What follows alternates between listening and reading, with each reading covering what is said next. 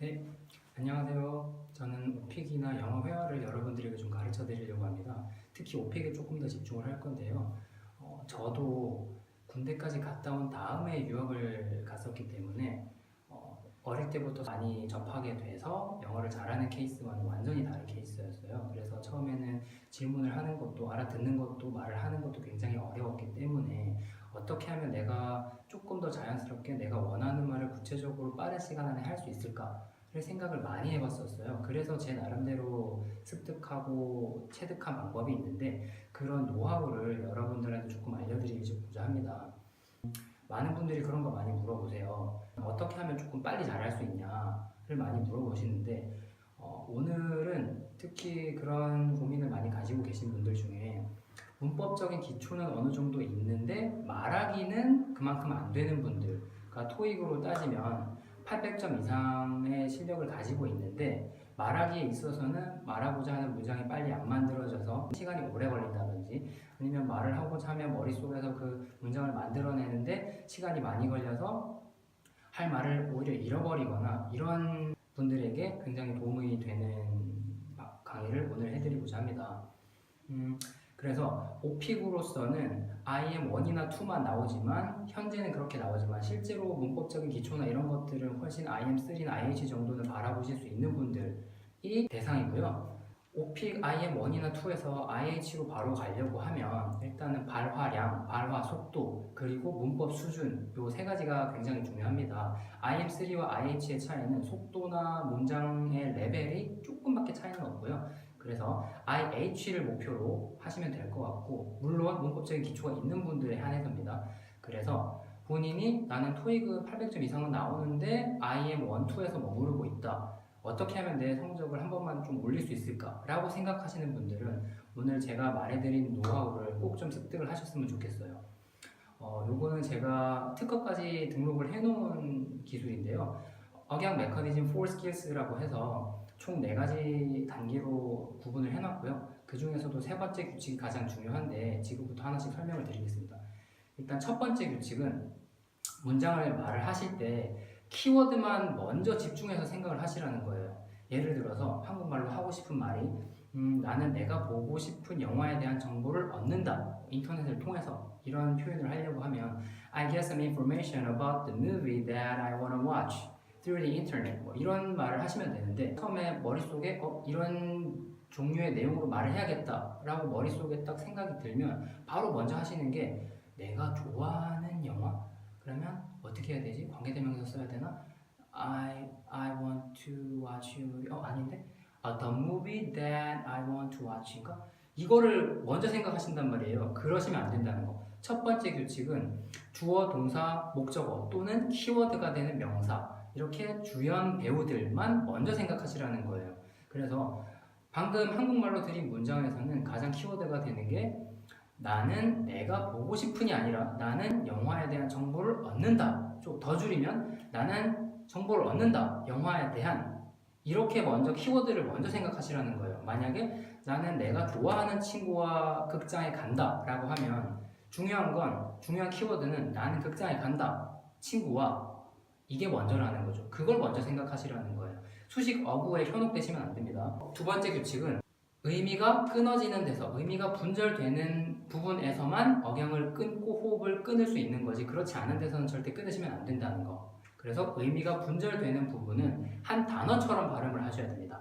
예를 들면 지금 이 문장에서는 어디서 의미가 분절되는지 아시겠어요? 네, 보면 I get some information about the movie that I want to watch. I get some information. 한번 끊을 수가 있겠죠. About the movie. 한번 끊을 수가 있겠죠. That I want to watch. 여기가 끝. 그러면 의미가 분절되는 부분에서 호흡을 가져가라는 건 이렇게 호흡이 끊어질 수 있는 의미가 분절되는 곳에서만 끊으시라는 거예요. 예를 들면 여기서는 끊으면 안 된다는 거예요. 한마디로. I get 한국 분들이 가장 많이 하시는 실수가 주어 다음 혹은 주어 동사 다음에 퍼즐을 가져가면서 막 생각을 하세요. 내가 하고 싶은 말을 어떻게 만들어야 되지? I get information about 막 이러신단 말이에요. 그러시면 안 된다는 거.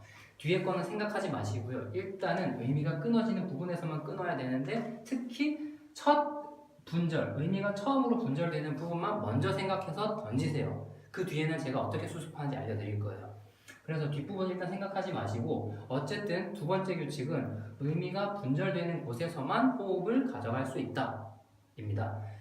의미가 분절되는 이 하나하나의 묶음은 한 세트라고 보면 얘네는 한 단어처럼 발음하셔야 돼요. 예를 들면 information이라는 단어 하나, 음절이 좀 긴데 information 이런 식으로 발음하시지 않죠. 아무리 생각이 안 나도 information 한 단어란 말이죠. information 이렇게 안 한다는 거죠. 그래서 얘도 마찬가지. I get some 하시면 안 돼요. I get some information. 만약에 이런 부분도 I want to watch 하셔야 되죠. I want to 하시면 안 돼요. 이해되셨죠? 그리고 세 번째 규칙. 세 번째 규칙이 이제 억양 메커니즘 for skills에서 가장 중요한 규칙인데요. 요 세 번째 규칙은 절반으로 나눠서 반반을 설명드릴 거예요. 왜 그런지는 이따가 보시면 알아요.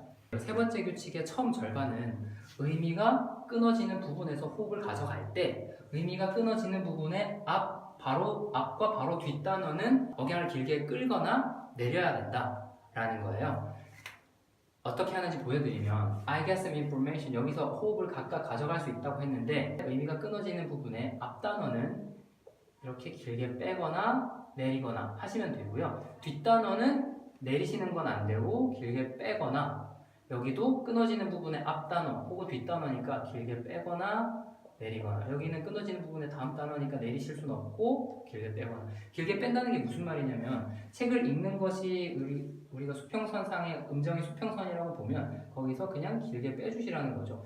I get some information 하면 문장이 끝나는 거죠. 근데 I get some information 길게 빼는 거 내린다고 하면 문장 끝난 것처럼 I get some information I get some information 하시거나 I get some information 하시거나 둘 중에 하나를 하셔야 되는데 억양을 길게 빼거나 내리는 걸 해보면 I get some information about the movie that I want to watch 그런데 무조건 이렇게 해야 되느냐? 아니에요. 의미가 분절되지 않는 곳에서 이런 곳에서는 절대 끊을 수 없는 게 두 번째 규칙이었다면 세 번째 규칙은 의미가 분절되는 곳에서는 다 끊을 수 있다. 다만 길게 빼거나 내리거나 이거를 선택하시면 되는데 물론 의미가 끊어지는 부분에서 다 쉴 수 있지만 안 쉬어도 됩니다. 어쨌든 쉴 수 있다라는 게 세 번째 규칙의 절반이고 그리고 그 쉴 때 호흡을 가져갈 때 어떤 식으로 하느냐면 길게 빼거나 내리는데 의미가 끊어지는 부분의 앞 단어는 길게 빼거나 내리거나 둘 중에 하나를 마음대로 선택하시면 되고요. 그 다음 단어는 내리는 건 안 되고 길게 빼는 것만 된다. 그렇게 이해를 하시면 돼요. 그러면 이 문장에서 만약에 길게 내리는 걸 해볼게요. I get some information about the movie that I want to watch. 만약에 근데 여기는 짧기 때문에 만약에 여기는 쉬지 않고 한 번에 붙여서 하면 I get some information about the movie that I want to watch 이렇게 하셔도 돼요. IELTS가 목표이신 분들이라면 여기까지는 한 번만에 좀 하시는 것을 추천을 드립니다. 그리고 저만큼 더 빨리 하실 필요는 없어요. I get some information about the movie that I want 이 정도 하시면 좋겠지만 I get some information about the movie 하셔도 돼요. 전혀 상관없습니다. 그래서 어쨌든 세 번째 규칙의 앞 절반을 다시 한번 정리해드리면 의미가 끊어지는 부분에서는 호흡을 가져갈 수 있는데 끊어지는 부분의 앞, 뒤로 해서 앞은 길게 빼거나 내리는 것이 가능하고 그 바로 뒷 단어는 길게 빼는 것만 가능하다. 그리고 모든 의미가 끊어지는 부분에서 다 쉴 수 있지만 쉬어도 되고 안 쉬어도 되고 그거는 내 호흡에 맞게 본인 마음대로 하시면 된다라는 겁니다. 그럼 나머지 세 번째 규칙의 나머지 절반은 뭐냐? 왜 이걸 네 번째 규칙으로 넘기지 않고 나머지 절반이라고 했냐면 이렇게 의미가 억양을 끌어주는 부분 있잖아요. 이 부분에서 분명히 평소보다는 시간이 조금 더 길어집니다. 그 길어지는 시간을 이용하시라는 거예요. 그 시간을 이용해서 뒷부분에 어떤 내용을 말할지 어떤 문법을 쓸지 생각을 하시라는 겁니다. 그래서 이 억양대로 하면 훨씬 자연스러워지는데 이거를 반드시 지켜야 되니까 내가 그럼 이 문장 말하려면 여기서 길게 빼야 되나? 이걸 고민하시는 게 아니라 그거를 지켜야 되기 때문에 스트레스를 받으시는 게 아니라 이 억양을 이용하면 억양 자체가 자연스러워질 뿐더러 그 시간을 이용해서 문장의 나머지 뒷부분을 어떤 내용으로 어떤 문법을 쓸지를 생각할 시간을 벌어준다는 거예요. 그래서 그걸 지키는 게 아니라 이 시간을 이용하시라는 거예요. 그게 나머지 세 번째 규칙의 나머지 절반입니다. 그래서 한 묶음인 거죠. 만약 제가 그래서 초반에도 아까 이 말씀을 드렸어요. 의미가 분절되는 부분인데 특히 첫 부분에만 먼저 신경을 쓰시라고, 나머지 뒷부분은 신경도 쓰지 마시라고. 아예 아이디어가 없어도 돼요. 그냥 I get some information about I get some information about 하면서 생각하시는 거예요. 그 시간 동안. 그래서 만약에 이 문장이 아니라 다른 문장을 예를 들면 I go to the park when I have free time. I go to the park when I have to meet my friend. I go to the park to meet my friend. 이런 식으로. 그 문장도 다시 한번 예를 들어 드릴게요. 그래서 I get some information about은 길게 빼도 되는데 여기서 안 쉬어도 되죠. 쉬어도 되는 데서는 쉬어도 되고 안 쉬어도 되니까 I get some information 하면서 뒷내용 생각하세요. About the movie that I want to watch. 혹은 I get some information about the movie that you recommended. I get some information about the movie that I really wanted to watch. 아무거나 하셔도 된다는 거죠. 이 억양을 길게 빼주는 그 시간을 이용해서 뒷부분을 만드시면 돼요. 그러면 세 번째 규칙까지 다 끝이 났습니다. 간단하죠?